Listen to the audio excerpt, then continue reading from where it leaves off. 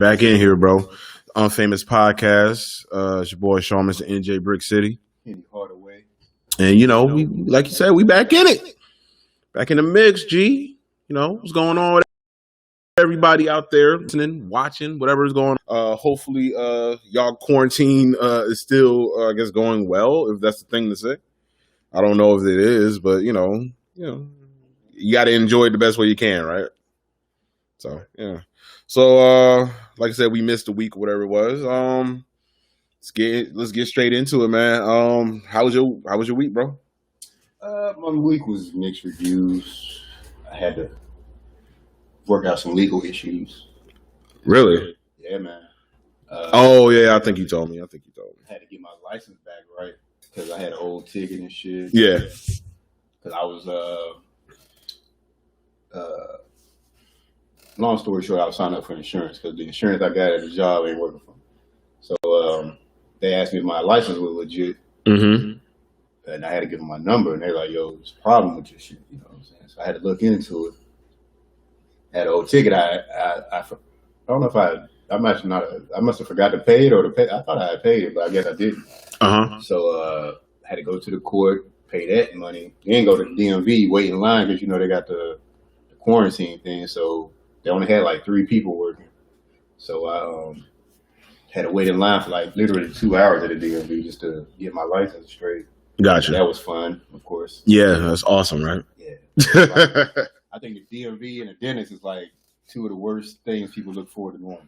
Really? I don't mind going to the dentist. Like, I actually enjoy it. Oh, well, because my dentist's office is dope. Like, there's nothing but black people in there, so they be having like black music in there, like R&B and neo soul and shit. It's nothing but like it's a vibe, yo. So I fuck with it. So yeah, I actually enjoy it. And then everybody in there is just cool as shit. So what about the DMV?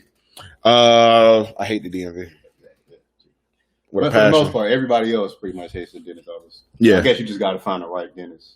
Yeah, not really the office, just the whole sitting in the chair and going through that whole process. Yeah. But anyway, long story short, I ended up getting that resolved, but I spent a bunch of bread to get it resolved. So that was the second part. But I'm legit. So them folks pull me over, tell them kiss my ass because everything good. That's how you feeling? Yeah, that's how I feel. You gonna tell them kiss your ass? Shit straight. I ain't legit. Okay, shit. I ain't mad at you, homie. Still on the hub on my Don Cornelius. Okay. Okay. Oh, train. All right. All right. That's what's up. Look, I ain't judging.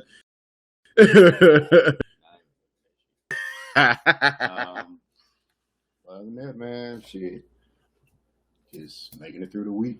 Okay, that's what's up. Okay, that's what's up. I ain't really do much, man. Let's see, last week kind of just chill with the old lady, watching TV and things like that. Almost kind of just because we've been doing stuff, every week since it's been going on. Nothing major, but we just been doing something. I kind of just, I guess, chilled out a little bit. This week I've been chilling, getting stuff done in the house. Like, of course you don't see it, but like, in my room and all that, I'm trying to clean out my closet and all type of other stuff like that. Trying to get some clothes ready so I can take to Goodwill. Figure. Damn, bro, you can get rid of all the Gucci and Saatchi you got up. Yeah, I don't need that shit no more, bro. I don't wear that shit. But yeah, that's all I've been doing, man. Just chilling. Also, I like you noticed over there in the corner, I started learning how to play the guitar. I figured while I have so much free time, why not learn some type of skill, even if I don't get super great at it. Like, I'm not looking at it to, have a career or be a musician, anything like that. But it's a nice little hobby to pick up, and it'll give me something to do, keep my mind going, keep everything fresh, at least until we get back to normal. So I've been doing that. Also just looking into different techniques and things as far as editing when it comes to the podcast. So I've kind of been on my shit, man. Like, I just haven't been going as hard as I probably should. And, I do need to do a little bit better at that. But, It's a process, man. You know, I'm low key kind of just enjoying the time away from work. So that's why I've just kind of been, you know, so lackadaisy about, you know, doing anything else.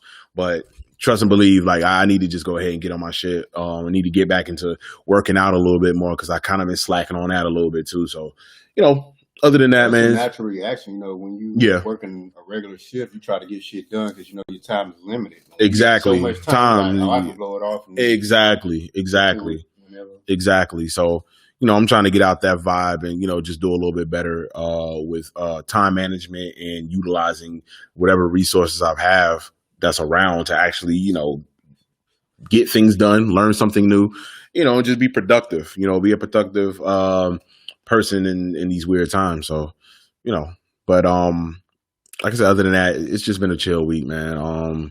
Mother's Day, you know, passed, you know, got my grandmother, you know, nice little gift for Mother's Day. She loved it, you know, and it was nice to see her, you know, have a smile on her face and all that. So I was really, you know, happy that I was able to, you know, make her day. Me and my sister, you know, we both went in on a gift and, you know, just, you know, it really made her day. So that's pretty much my biggest highlight, you know, for the whole week. I just bought my mom some seafood from Juicy Crab. Did she like it? Yeah. She tore that shit up. Oh, okay. Well, shit. As long as somebody likes it.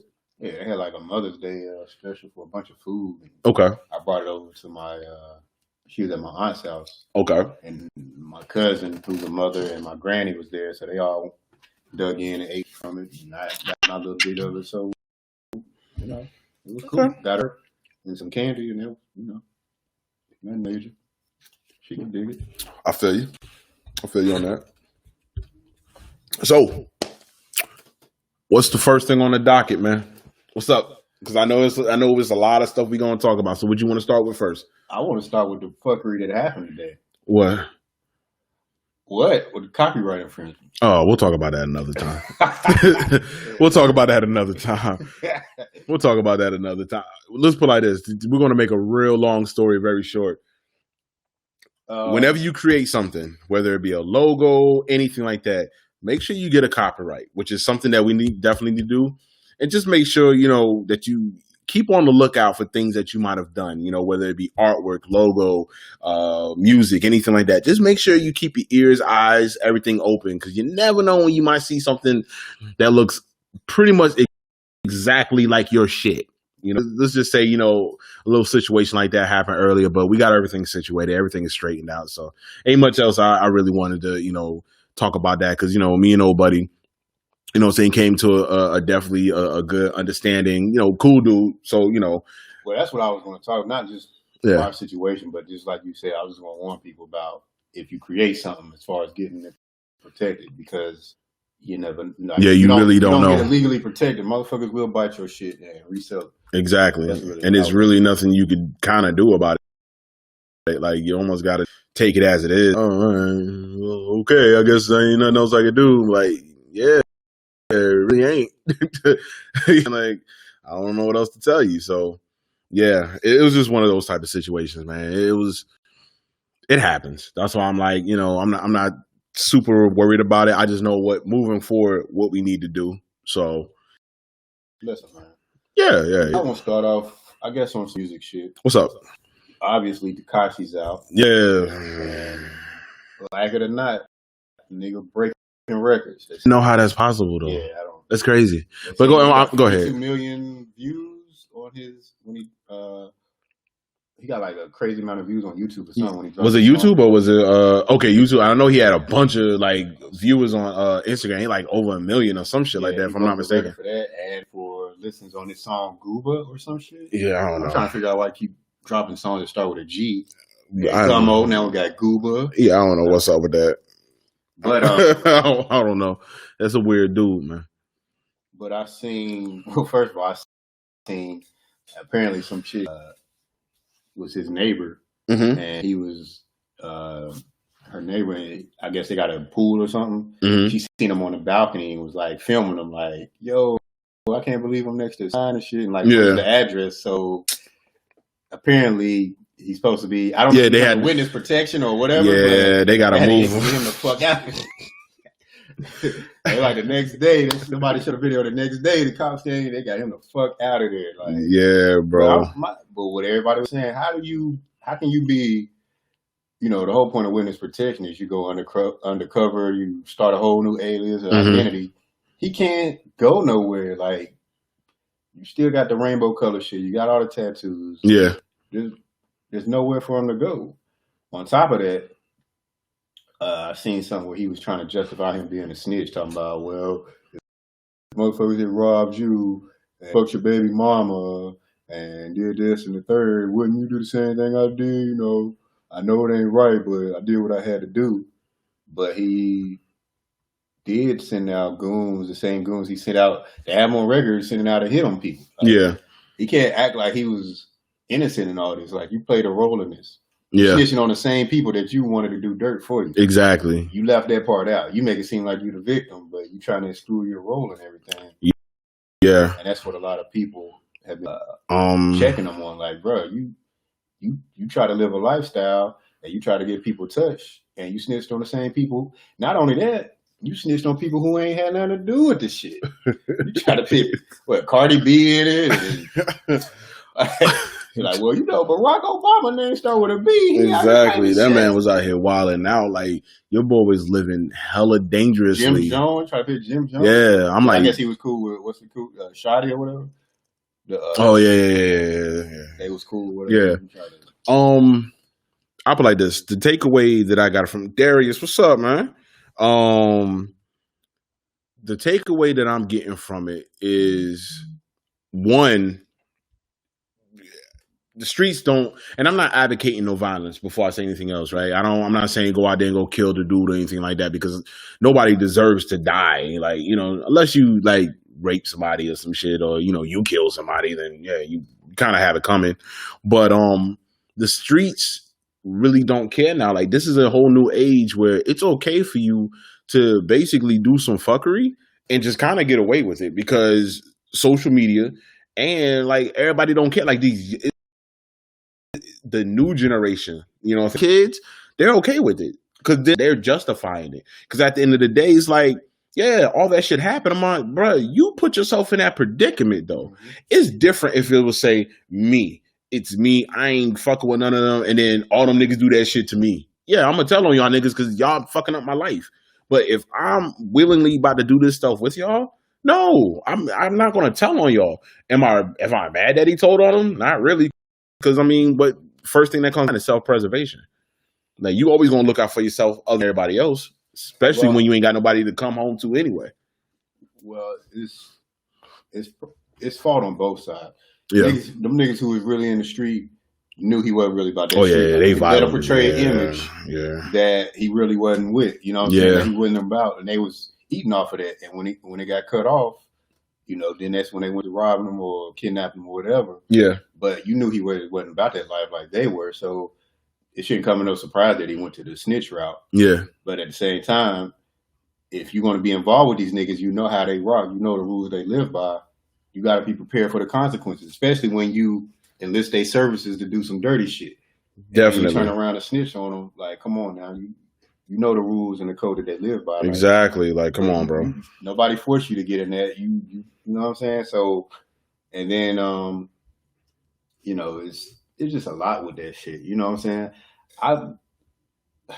I think a lot of it is, I don't know if niggas was fucking with him. I can see some rich white suburban kids listen to hip hop. Of course they're going they going to fuck with them, little rich white kids. Because they don't really live by the code of what we know. You know what I'm saying? Even if you ain't in the streets, you know street niggas and you know the code they live by. Exactly. You know what I'm saying? Like, you know how that shit go. So you ain't gonna condone no shit like that. But people who ain't been exposed to that kind of environment in any kind of way, or know anybody who's involved in that kind of environment, they gonna give it a pass. You know what I'm saying? Yeah. Support the shit because they don't know no better. Yeah.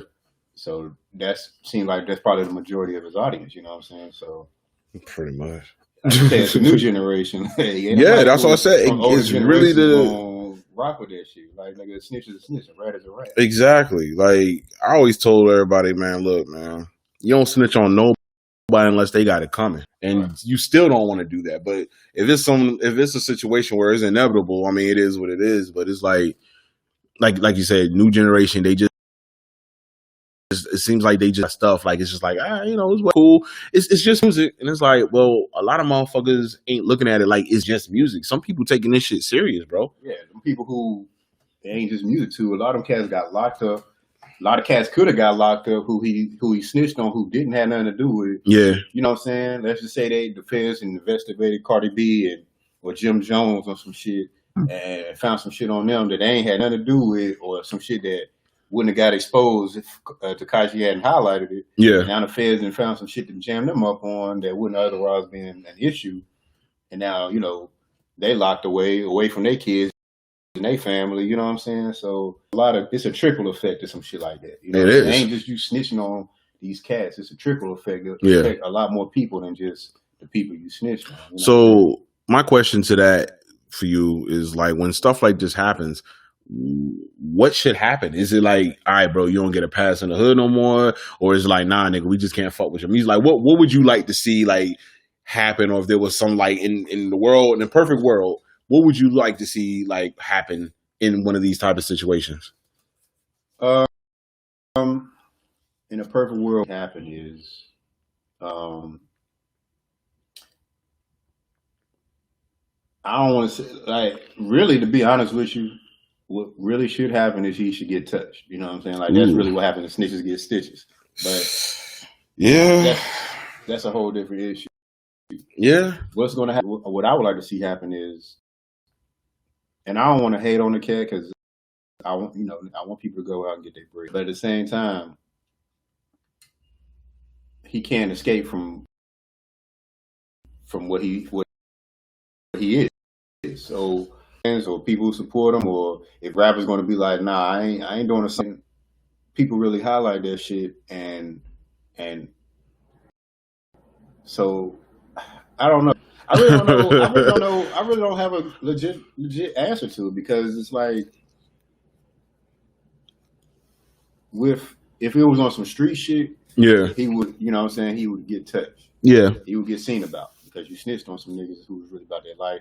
Exactly. And you out and they in, and then, it is what it is. Music and entertainment is like, how far can it go? I mean, even if he was to get, let's just say, hypothetically speaking, he was to get killed or something. Mm-hmm. Now, really, it's just like, I honestly think his music would become more popular. Well, yeah. So it's like, so you're saying it's basically a win-win for him, and there's a lose-lose for everybody else. Kind of. My biggest fear is, this is not the biggest fear, but a concern of mine is that KD, what's up, G? Other young rappers or whatever who get caught up in similar situations, who really in the street life, will fuck around and get jammed up and snitch on their crew, and then think it's okay because Tekashi 6ix9ine got away with it. You know what I'm saying? That's so. I would like to see the hip hop community really just excommunicate. They're gonna have to hit them with the John Wick, like excommunicado. Excommunicado. Yeah. You know what I'm saying? That's saying that man gotta go. I'm not musically, just not on no hip hop. I want to do some pop shit, some reggaeton. I don't give a fuck what it is, but hip hop dance shit, no. That can't go. So if what I'm saying is to do some music, I don't want to hear the hip hop shit. Gotcha. I don't want to hear the hip hop shit. Gotcha. If you do some other shit, if you go to Pitbull route and just do some music, okay. I get what you're saying. I can rock with that, but that hip hop shit is dead to me. So it's basically saying like, bro, this ain't your lane no more. Your card is revoked. Exactly. Gotcha. Get the fuck out of hip hop. It's no. Go the other route. Go make some pop music. Do a song with fucking Katy Perry. You know what I'm saying? Or some shit like that. That whole hip hop shit is dead, man. Not with Katy Perry. Yeah, so that's what I would like to see. I like to see. I mean, I hope he have a successful career. I just don't feel like it should be in hip hop no more. I get what you're saying. Honestly, when it comes to Tekashi, man, like I do agree with you.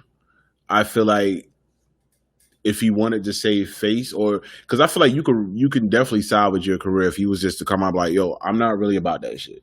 I'm portraying, whatever it is. I'm not about none of this. I'm just trying to make music. That's not the life I'm really trying to live. Blah blah blah.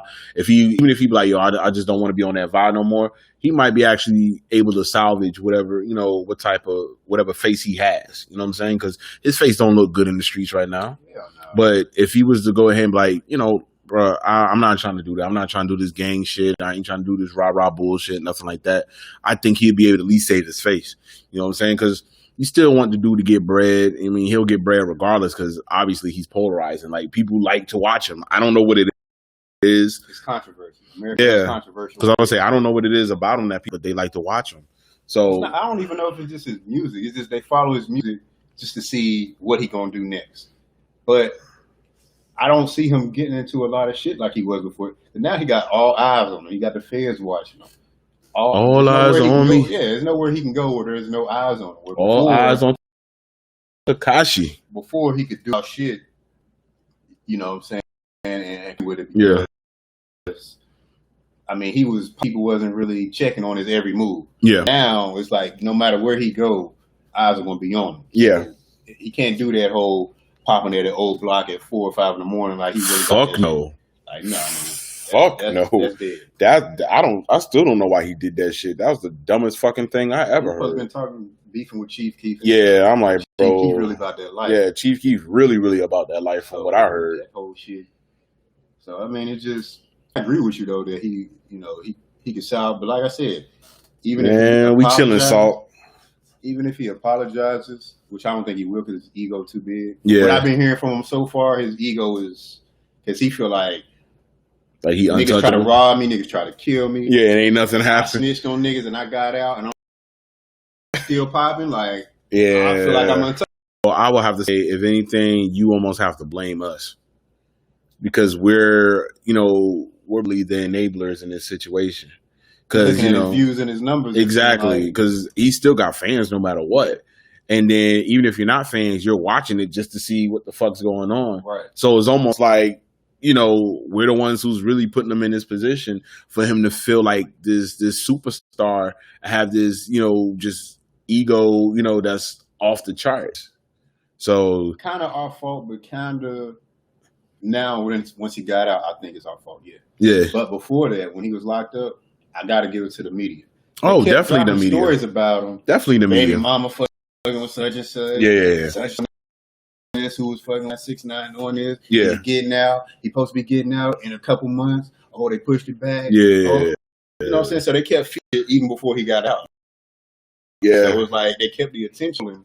Whereas, you don't hear nothing about him. You be like, oh, damn, I ain't know bro got out. You know what I'm saying? And it's just like, all right, it's whatever.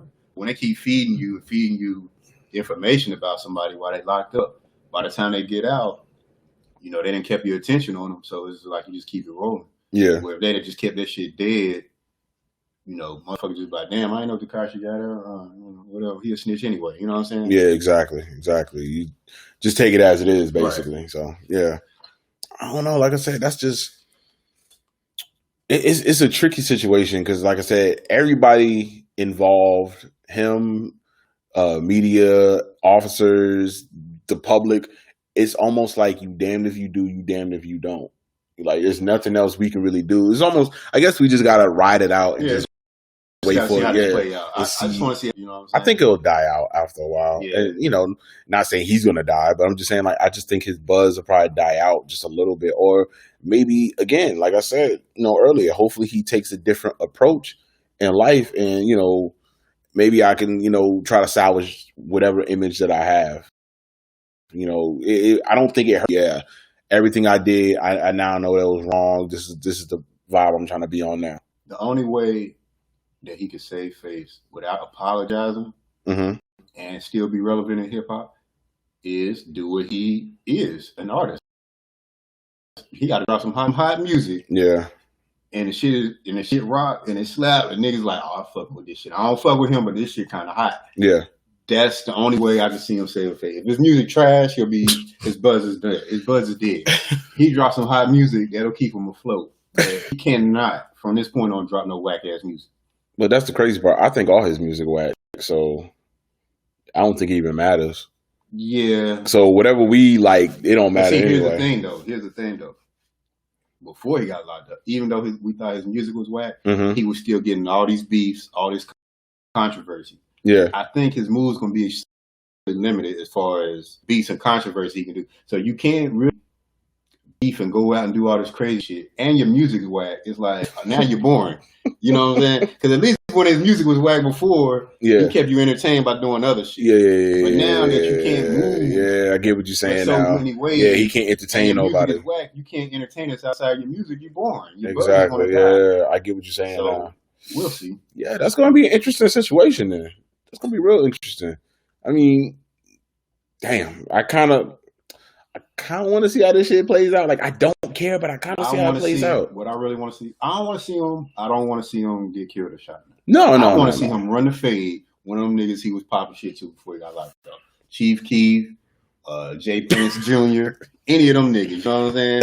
Your boy Salt was like, I have never heard a song from this dude showing my age. You sad parties you probably have, yo. What was that song he had with Nicki Minaj, Fifi or whatever it was? That was his shit. Like, you've heard one of his songs, man. You just probably didn't like it, or you probably just didn't know it was him. Because Fifi was definitely something that sounded. I can see how people listen to that, but yeah, I agree with your point that you said. I'm sorry, I had a quick little detour. People viewing, but yeah, man. Honestly, it's like I wish you well, Tekashi. Stay. Go to church, man. Get some hands laid on you, man. Get some blessings, man. Because I feel like you're gonna need it. I feel like you're gonna need it. Popping shit in the hood, all that shit is dead. Because you'll be a DD dead. That shit's done, bro. Like for real. What else we got, man? Other than I guess the regular degular shit that's kind of going on. I didn't want to talk about it, but I guess since it happened, we gotta talk about it. Mm-hmm. With the killing, I keep forgetting this young man's name. Do you remember it? What was it? The jogger. Oh yeah. I keep forgetting his name. Me too. It was like a mud? Let me look it up. Yeah. All respect to the bless the dead and all respect to him. I just can't remember. There we go. Ahmaud Arbery. Bro, on some G, man, it's weird because I thought for like, when's the last time something's happened? Botham Jean? Yeah, I was about to say, and that was last year. I think it was 2018 when it happened, but last year when the lady got Yeah. Okay. So I was hoping and praying that we would go through 2020 without that on the record, because it's bad enough we got this corona shit. You got fucking murder hornets. You got people dying. About the murder hornets. Yeah. You got murder hornets. You got all type of shit. So I'm saddened that this has happened again, especially when the circumstances of how it happened are just so fucked up. It should be open shut. Like, bro, this man is out here jogging in the neighborhood. If I'm not mistaken, he lived in the neighborhood, right? I'm not sure. I haven't looked at all the details. I think he did. He was just jogging, and like I said, I've seen some of the video. I didn't want to watch that shit. There's been so much. I saw it, but I did not want to look at it because I'm tired of seeing shit like that.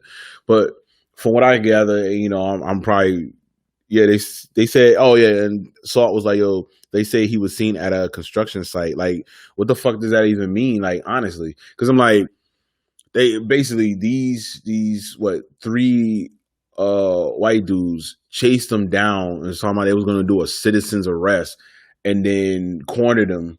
So, I guess, of course he started to fight back, and then they shot him dead. And it's like, bro, how is shotgun? Yes, round wounds sustained from doing a struggle for a shotgun. Yeah, bro, it's like, how do y'all justify that? in any state or any place, because it happened in Georgia, if I'm not mistaken. Yeah. So it's like, how do you justify that shit? And then they say toxicology reports say that he was negative for drugs and alcohol in his body, because they try to use that. Bro, and that's the weird part. Even if he did have drugs and alcohol in his body, he's taking a fucking jog, number one, right? If he does have that, that still doesn't give anybody the right to run down on you and shoot you dead in the street. Two armed white men, Gregory McMichael, a former police officer, and his son Travis, 34, were waiting him in their truck. The video then showed a struggle of one of the men shooting Arbery. Yeah, like, bro, it's disgusting on how shit like that happens. And what kills me even more is how, I'm not gonna say all white people, because I feel like that's very unfair. But the white people that are justifying it is fucking disgusting. They're like, oh, but he's in that construction site, and I'm like, do anything? Did he deserve to die, stupid? Right. Like, what sense does that even make? Like, for you to even say some shit like that, it's like, yo, it goes to show how little they care about our lives, yo.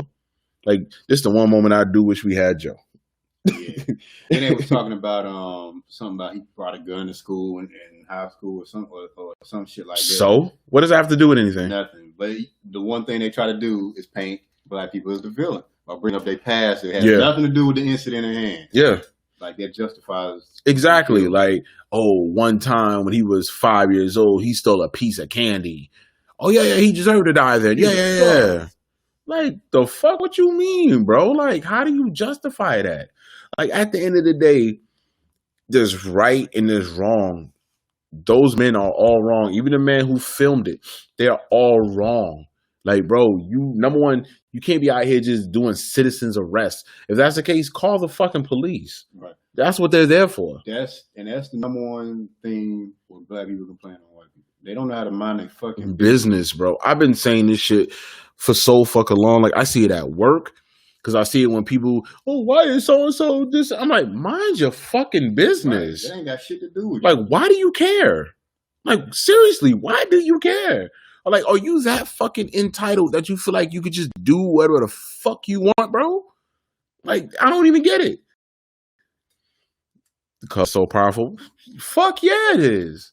Bro, that's the only way they keep remotely try to keep us as black men and women in check, bro. Right. They have to kill us. We know for a fact if there had been a white man jogging, they would have rolled right past like it was nothing to it. Bro, I think I saw a post where this dude, white dude, was walking down the street or jogging with a TV in his hand in the neighborhood, if I'm not mistaken, and nobody stopped him. Nobody said anything.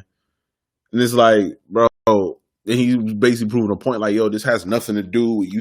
Thought he was suspicious, and he thought like, bro, y'all killed him because he's black at the end of the day. And then with the history of, I mean, there has been some convictions on white officers and white people shooting, unarmed black men and women. Yeah. And convicted. But it's been far more cases where they get away with it. So a lot of white people think that they can get away with a so-called justifiable killing of a black man, who they find suspicious, because history has shown that that's happened before. So it's like, they're like, oh, we can run up on we think he's suspicious. We have the right to interrogate him and question him like with the police, if possible, use excessive force. Yo, that's so crazy.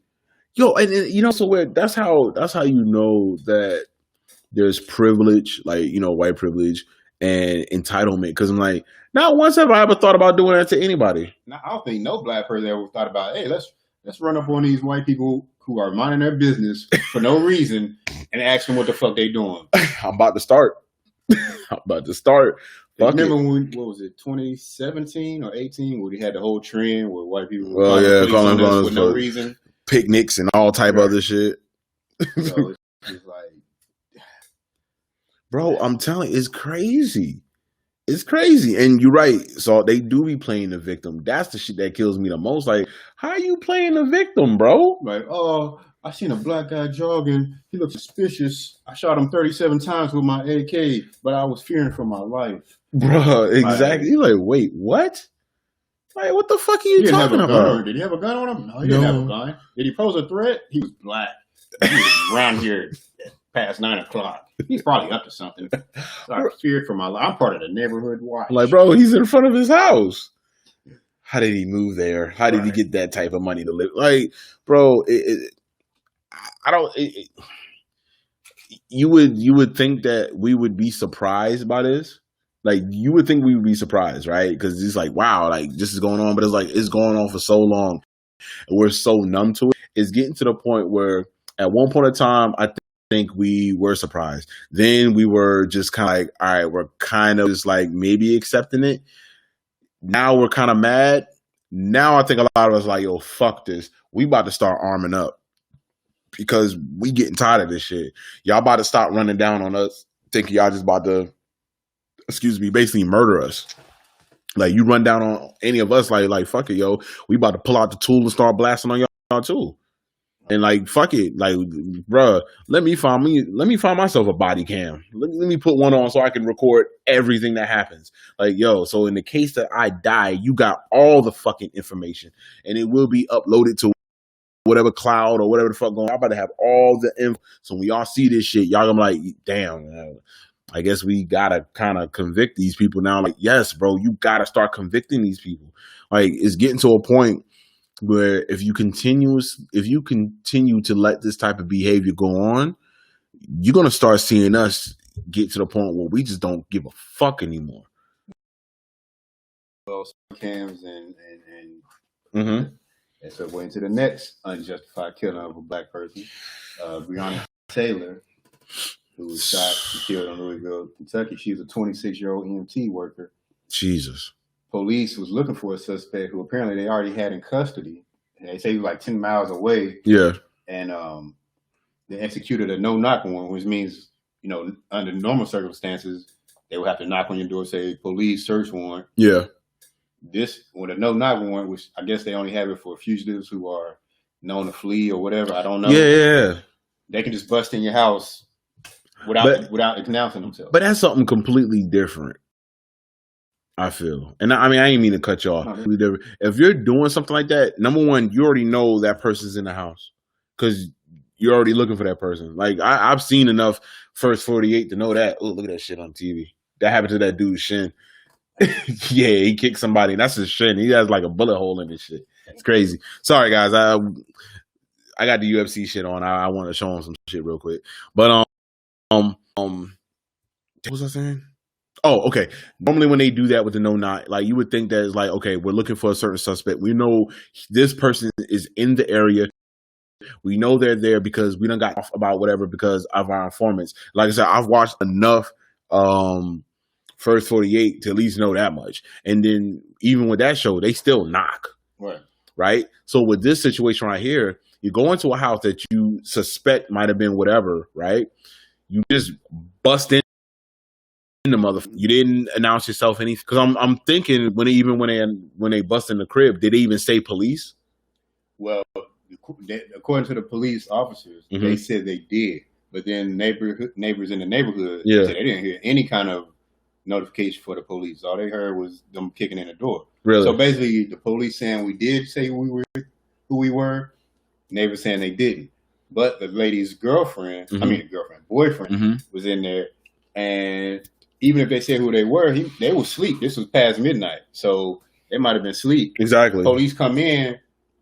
Yeah, the dude just grabbed his gun and he's like, shoot, he think it's an intruder. Right, because he's going off for adrenaline at the moment. So your best bet, if you are the police and something like that happens, what you want to do is like, even if y'all getting shot at, and I understand police officers don't want to get shot, you need to announce, make sure you calm the situation down. Like, you got to calm it down. You got to de-escalate the situation. Because I feel like that whole thing got escalated to that point really for no reason. Like, I feel like that was extremely excessive. Like, bro, knock on the door if that's the case. I mean, you got people surrounding the fucking house probably, so you can still do a not like, hey, police, blah, blah, blah, whatever. We need to search that. Okay, cool. Now people, they're de-armed. You ain't got to worry about it. It's like, okay, we're all on the same page now. You know what I'm saying? Yeah, and like I said, the young lady was sleeping. So I guess the boyfriend got charged with assault on an officer and attempted murder of a police. Which I still don't agree with. Shot one of them in the leg. And, you know, I guess once he fired off, the police unloaded a bunch of rounds, ended up killing her. She was asleep. God bless the day, yo. And of course, there's no video cam, body cam. Yeah, that shit that got me so fried. Like, how you don't have no? How are you able to corroborate your story with what you said? We announced ourselves and all that, but you ain't got nothing to like back yourself up. I feel like when shit like that happens, I'm sorry, bro. Like even if you don't get sent to jail forever or some shit, now we got to go through a process because at the end of the day, I'm like, you weren't even prepared. Right. So I'm like, how you going there not prepared? Because I'm like, bro, I feel like anytime you have to execute a warrant, search warrant, no knock warrant, whatever, bro, the body cam has to be on. That's mandatory. If you doing anything, if you doing a traffic stop, you need to have your body cam on all times. You're searching anybody for any reason. Exactly. If you doing any police work, if you are walking down the street and you happen to see me and you even say, hey, what's up? How you doing? Blah, blah, blah. We just having a friendly conversation. Have that motherfucker on. And the crazy thing is, if it's one officer, he don't have it on, whatever.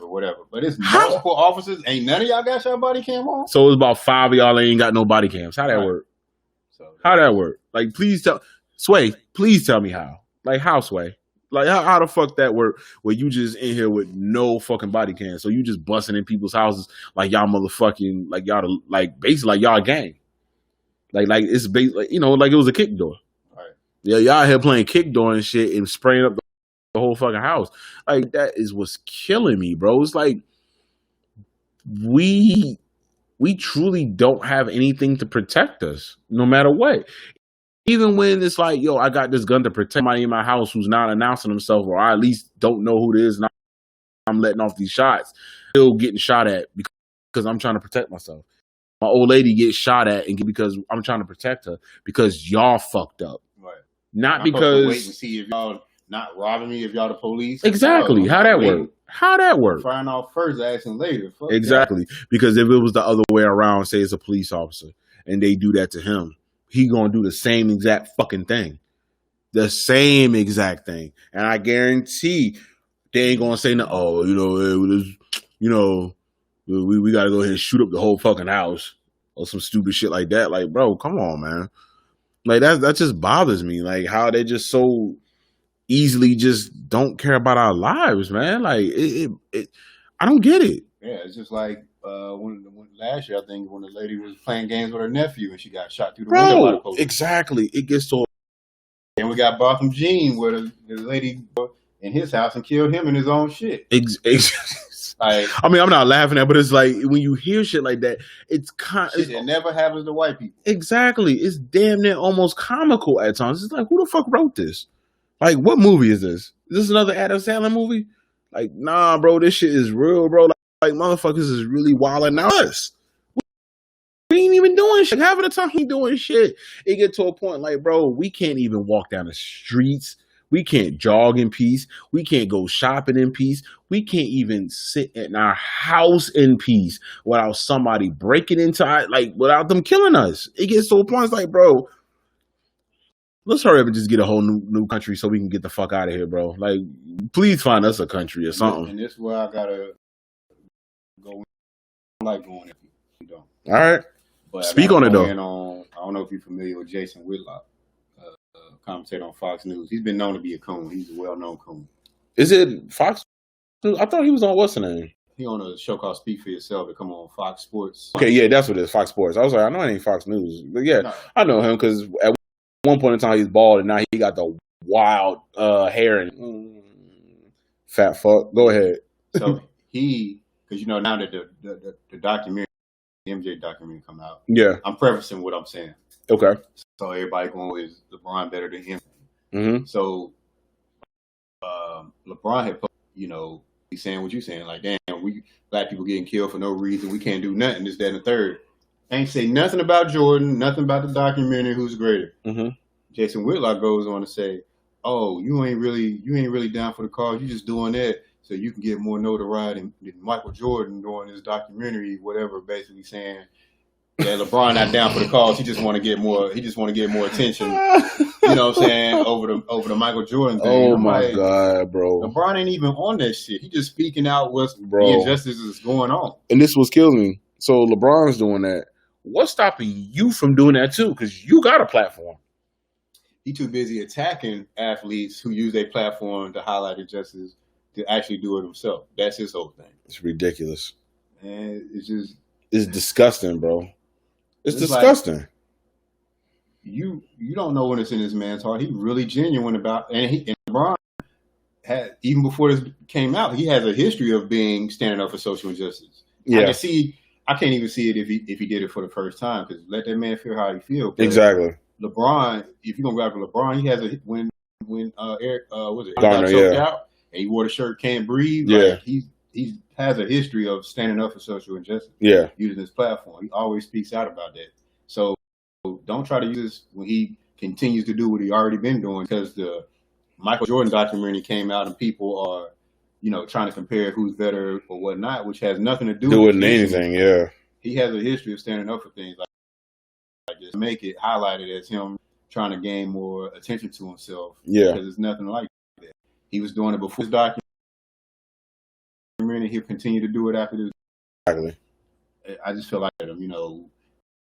A lot of people feel how they feel about LeBron, but yeah, like me, me, bro. I'm not the biggest LeBron fan, but that's as a player. Right. In the game of basketball, I'm not a big fan of his.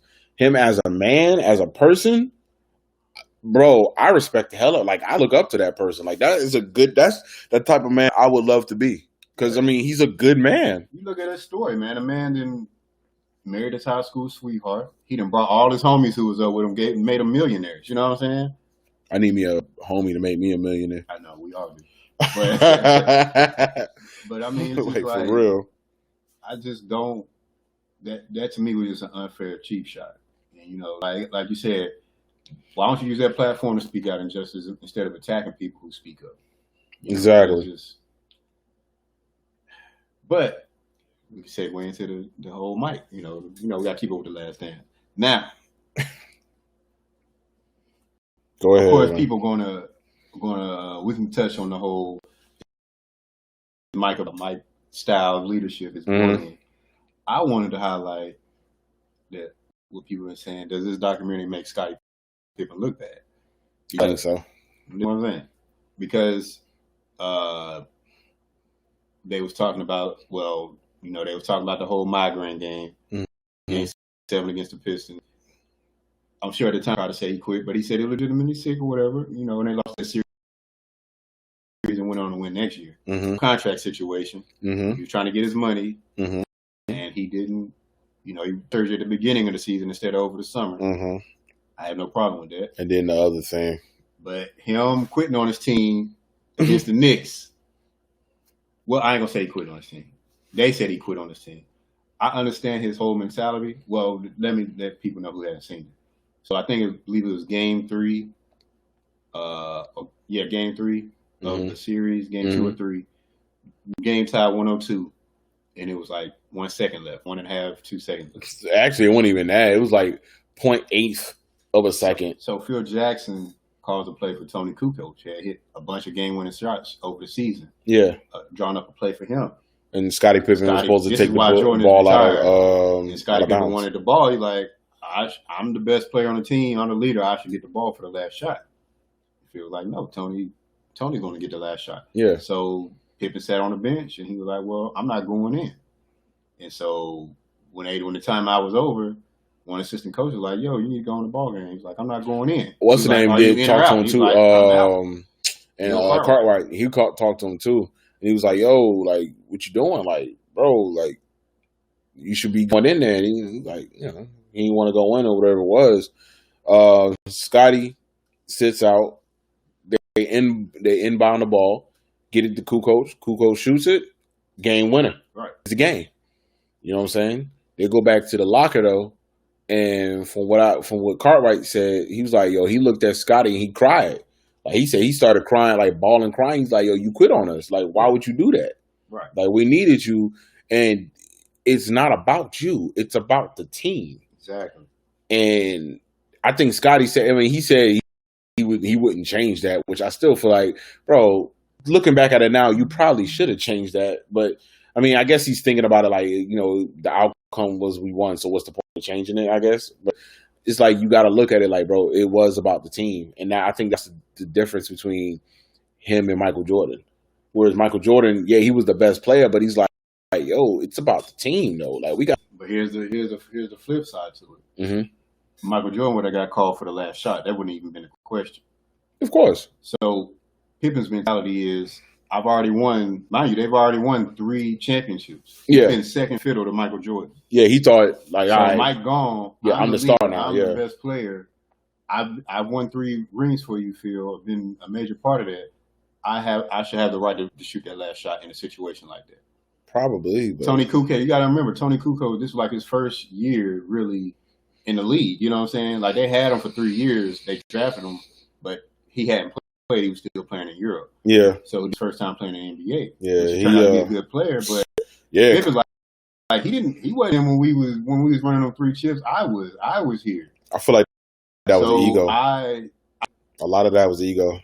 Yeah, but I think to some degree Phil Jackson was wrong. I think he should have let Scottie take that last shot. I think Scottie Pippen deserved the right. You right to get that last. Okay, shot. You right. Now that after the play has been called, Skip Pippen should have went with it. But before it even got that point, this man you got to remember, Pippen All-Star MVP that year. He was third in MVP voting. They still won like 55 games. Yeah. So he had, you know what I'm saying? So he deserved 3 rings. He deserved the right to take that shot. Yeah. Before it even got to that point. Yeah, but once Phil called the play for Tony, then he should have rolled with it. I just think that it shouldn't even got to that part. No, he called the play for Tony. He should have let. If you're gonna ride with Pippen this long, this man who done got you 3 rings, let him take the last shot and live and die with it. You know what I'm saying? I get it. If Jordan was there, you definitely wasn't gonna take the ball out of his hand. If Jordan was there, you wasn't gonna be like, nah, Mike, you sit this one out. We're gonna let Tony Kukoc take the last shot. Jordan would have punched Phil Jackson. You know that I know it. He'd be like, hey, Phil. Huh? Oh, shit. He's like, why would you do that? Because you ever not give me the ball. The fuck? Oh, man. I do feel you on that. If we're going to stay on the whole bully thing, a lot of people were talking about, I guess, how Michael Jordan was treating his teammates. So it finally got to that point because everybody kind of had a hint of how he treated his teammates, but now it finally was shown and talked about. And, the altercation between him and Steve Kerr and how he bullied Scott Burrell. It was funny because it's not funny, but it was funny because hearing him say the things I was like, oh, this motherfucker's a savage. Shoot the ball, ho. Yeah, he's like, bitch. Yo, I was like, what the? I ain't never known Michael Jordan. Ho, bitch. I'm like, damn. Yeah, I was like, I never known Michael Jordan to be like that. Like, I knew he was savage, but I was like, bro, this dude is really a savage. You know how you know, unless you can lip read, timeouts or somebody get a foul call and they be in each other's face. You hear that, you see their lips moving. Yeah. But you never know what they're saying unless you can read lips, you know what I'm saying? But to actually hear of what they actually be saying, it's that's crazy. These motherfuckers is savage. Yeah, that shit was crazy. I mean, it was kind of entertaining because just to see Michael Jordan. I'm a Jordan fan. I'm not a Jordan apologist where, I'm just like, I mean, he can do no wrong. If he does wrong, I can admit that he does some wrong. But at the same time, I also look at him like, bro, he is human. Like, you can't hold him up to the standards of God. So when I heard him saying that stuff, I was like, damn. And when you heard Burrell talking about it also, he was like, yeah, he tried to get under my skin, but it just never got to me. Yeah. That's not his personality. That's not my personality. He was like, at the end of the day, yeah, he was ferocious in practice and on the court, but outside all that, he was the nicest guy you could ever meet. Like, the dude was the nicest man I ever known. I liked it because I like to see we always get the corporate cookie cutter image of Michael Jordan. I like to see the the raw, unfiltered Jordan. You know what I'm saying? That's what I like to see. I over the years, you get all that,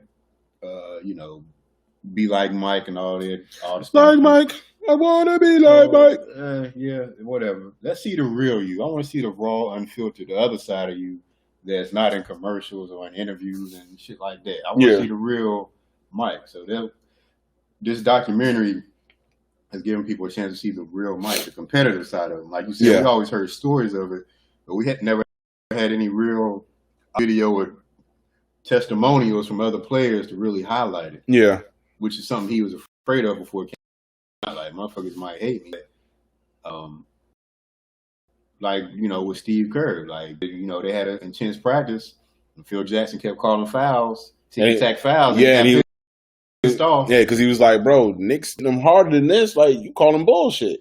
But the thing about Mike, like, he gave a reason for why he acted like he acted. He was like, I earned the right to be like that, because a lot of them players outside of Pippen and Brodman, who've been through some shit. Yeah. A lot knew they wasn't part of the championship team from before.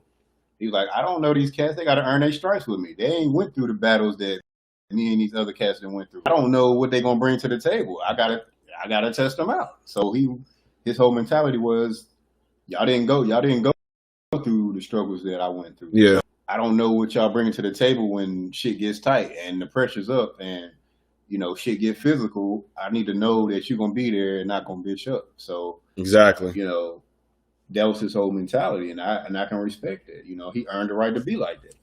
Now, some people disagree with that style. Yeah, but you can't disagree with the results, which is what a lot of the cats said on the show. They were like, he was an asshole, he was a jerk, this, that, and the third. But at the end of the day, we won.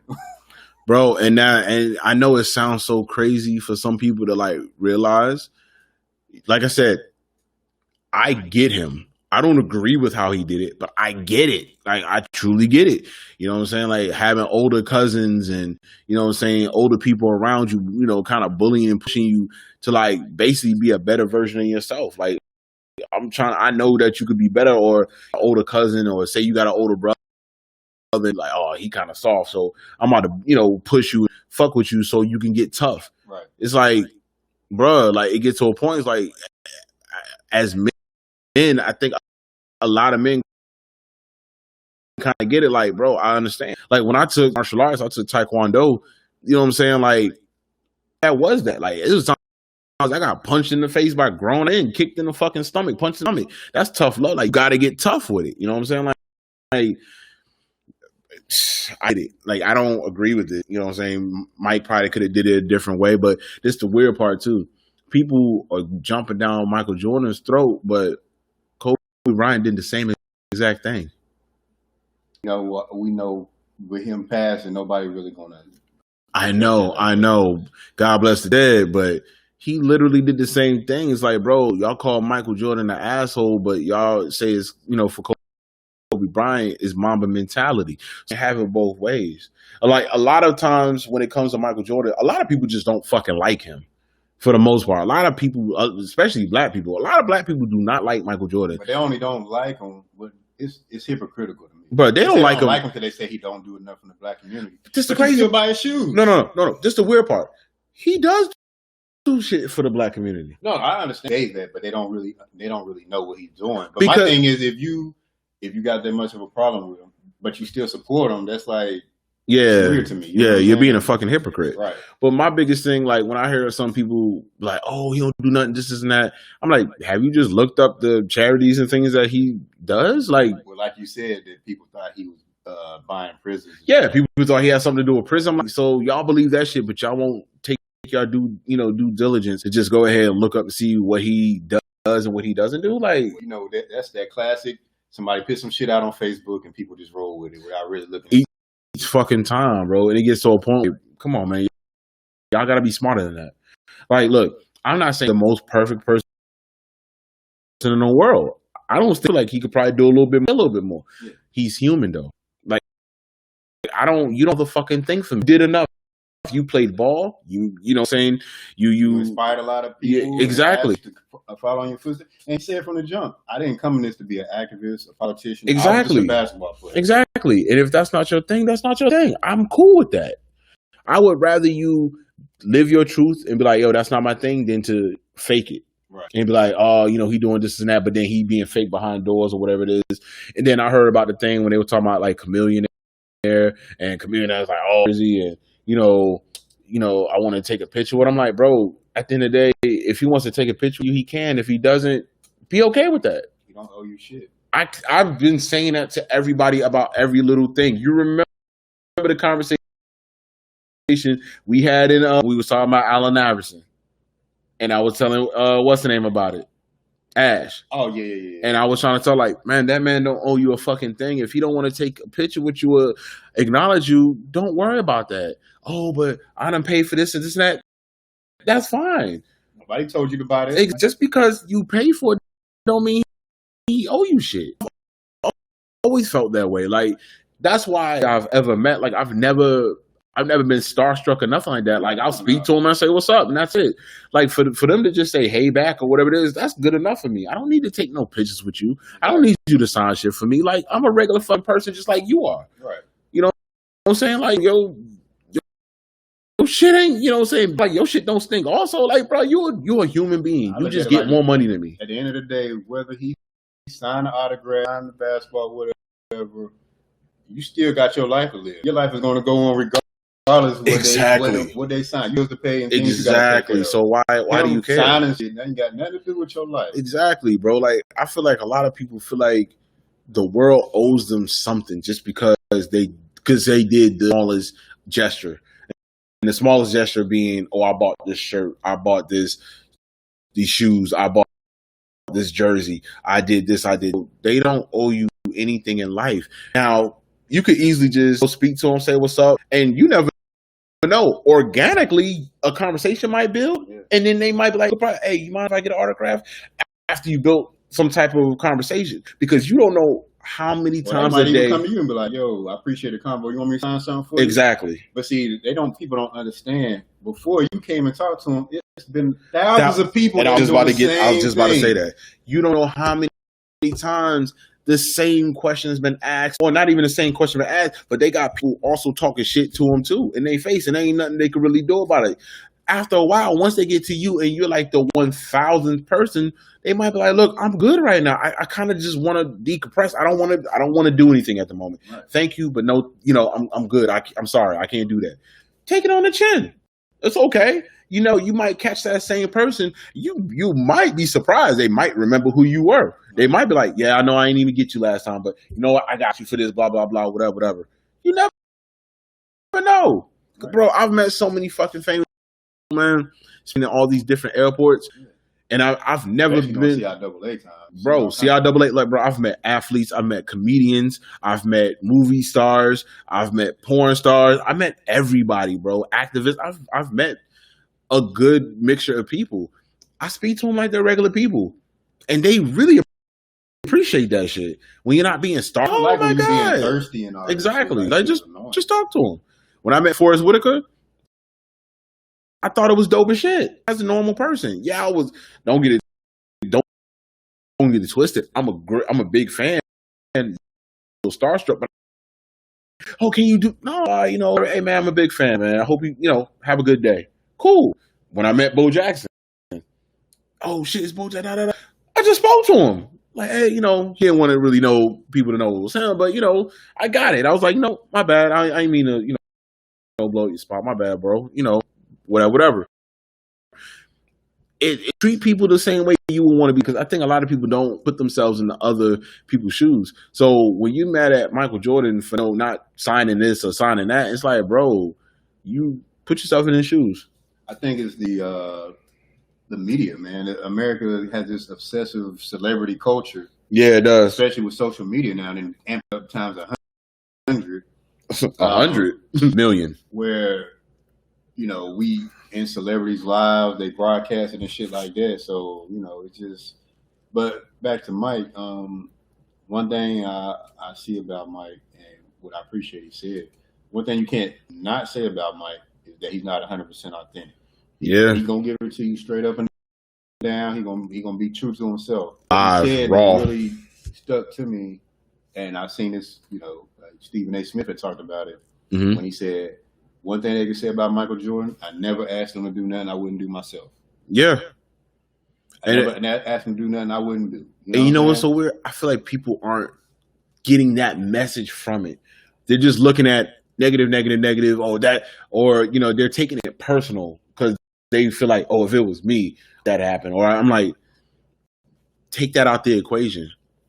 This man is asking them to just perform, not as him, because obviously they weren't going to ever be as great as him, but just give me 100%, like I'm giving y'all 100%. That. Right. I feel like there's nothing wrong with that. Again, the way that he would go about it, yeah, it probably was a little toxic, but a lot of people aren't even realizing too, that was the 90s, late 80s, early 90s. It was normal for that type of behavior because we're conditioned now to look at things like, okay, that's wrong. You shouldn't do that. You shouldn't do this. Never, because bullying and all that. Like that's how we're looking at it now.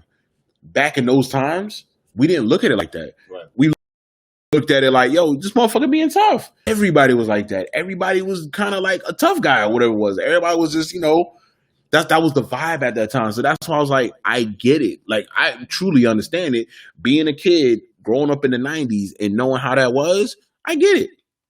I understand it. So, I'm not mad at Mike, bro. And to your point, people are trapped into the mentality of what's going on today. But when he's telling the story or when they're talking about it, they're talking about how they felt at that time. Exactly. You got to separate what's going on today from how they felt at that time. And I think that's what people get. I don't think a lot of people know how to do that. Because a lot of people, I don't want to sound like this, a lot of people don't look at it for what it is, think about it logically for what it is. A lot of people want to connect to it, and they put themselves directly into it, like, oh, if it was me, blah, blah, but it's not you. So it's that man. And it's easy for you to say how you feel now. Exactly. If you were back during that time, you would have been totally different. Exactly. Because the culture was totally different. Exactly. Culture, how back then the culture was totally different. Exactly. It's like, what was that, about 30-something years? Just imagine how the culture was from 96, or what was that, like 96, 97, 98. Yeah. Imagine 30 years before that, in the 60s. The culture was completely different. Right. So if somebody was to speak about how it was in the 60s and they said some things about black people you didn't agree with, that's how they thought at that time. Exactly. So and they might not have even been racist. They might have just thought like that. That's just how the culture was. Exactly. And we're not trying to, equate or say racism is good or anything like that. But that was the culture. That's exactly. So when you see that these people, and like I said, they talk to the same people that y'all are so upset about. And they're like, I don't have a problem with it. Like, nigga, we won. Like, I'm cool with it. Me and Michael Jordan are friends to this day. So I'm like, why are y'all so upset? Like, I really feel like people just don't like Michael Jordan, bro. Like, people don't like him. I don't know why. I think, I feel like if you already felt a way about him, then yeah. Just for people who are shocked by how he was behind the scenes. Like I said, they got used to that. Yeah, I'm just saying, like, people like new generation people. Yeah, definitely. People who really didn't follow basketball. Yeah, people who didn't know much. They didn't know nothing about him personally. They saw the commercials. Yeah, but they didn't know how he was. They saw him in the McDonald's commercials. In the commercials, he's this nice, laughing, smiling, all that shit. But they didn't know behind the scenes. No, this motherfucker, and he ruthless. Exactly, savage. He's a fucking savage. He's all about winning. Like, exactly. So they didn't never understand or see that part of him. Because all they see is the corporate cookie cutter Michael Jordan. Yeah, it is crazy because Westbrook is the same way, from what I heard. Don't nobody say nothing about him. But Westbrook don't pit on. He don't pit on no. He don't. No, Westbrook don't know how to. He don't know how to separate the corporate smile from the. He's his way, and I respect that about him. But he doesn't. He hadn't mastered like Mike could pit on the corporate face. I've seen interviews where Westbrook like, man, y'all niggas tripping. That shit was fun. But I'm saying he don't know how to. He like what he said. That's gay. Yeah, like he don't know how to separate. He just being true to himself all the time, and that's cool. But Mike learned how to master the corporate side and the ruthless And then, side. okay, I have to bring him up one more time then. Kobe Bryant literally copied. Oh, yeah. And mimicked. He said that. He said, you can't even talk about me without talking about Mike. Exactly. So I'm like, the same drive, the same way. You remember that time when Dwight Howard said he didn't want to play with him no more because he said he was bullying him and all that shit? Yeah. Everybody was like, oh, blah, blah, blah. Yeah, he should toughen up, this and that. So I'm like, so why was it okay for Kobe Bryant to bully somebody, but Michael Jordan, which, I mean, I'm not looking at it like it was complete bullying. I just looked at it like it was tough love, and I feel like he could have did it a different way. You know what I'm saying? Some of this could have did differently, but again, like, I'm a guy, so you say shit like that to me, it ain't gonna bother me. And I've dealt with bullies in my life. Like, I know when somebody's really trying to give me some bodily harm or, really, bring my character down. Like, but if you just somebody talking shit, I'm with it. It's like when we talk shit about each other. Mm-hmm. Like, it's bullying. Ajay does that.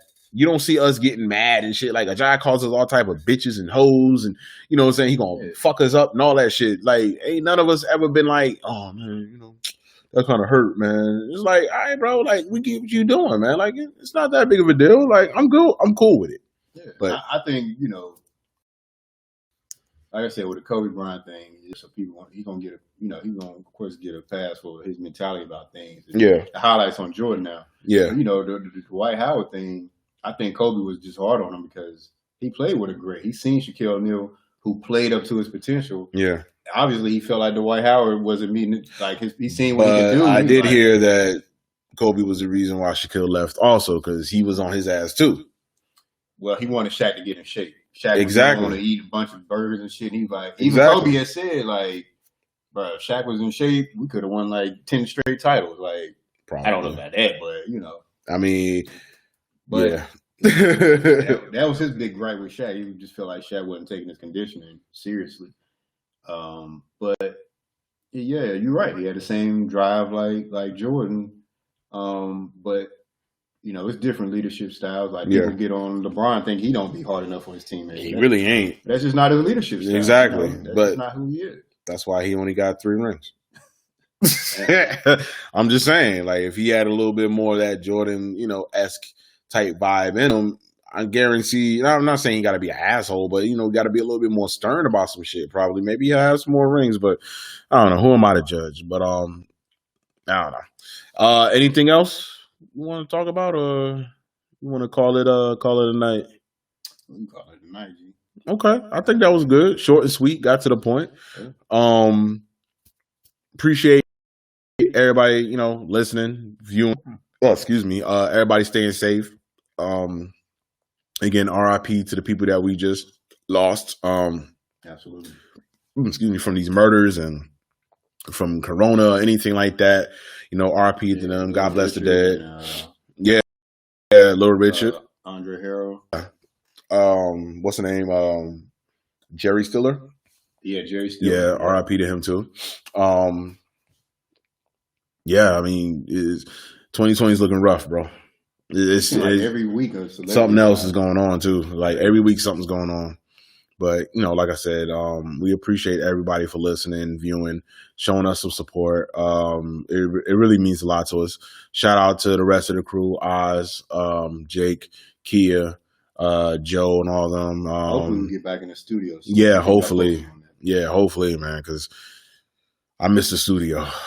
But yeah, man. Damn, I forgot what episode this is. Like episode, I think 145. Maybe, yeah. Could be 145. Could be 146. Who knows anymore, man? I kind of lose count. Oh, 145. My nigga. Bam. But yeah, this was episode 145 of the Unfamous Podcast. It was your boy Sean, Mr. NJ Brick City. Henny Hardaway. And we'll holler at y'all later. All right, man. Y'all be safe, man. All right. Peace.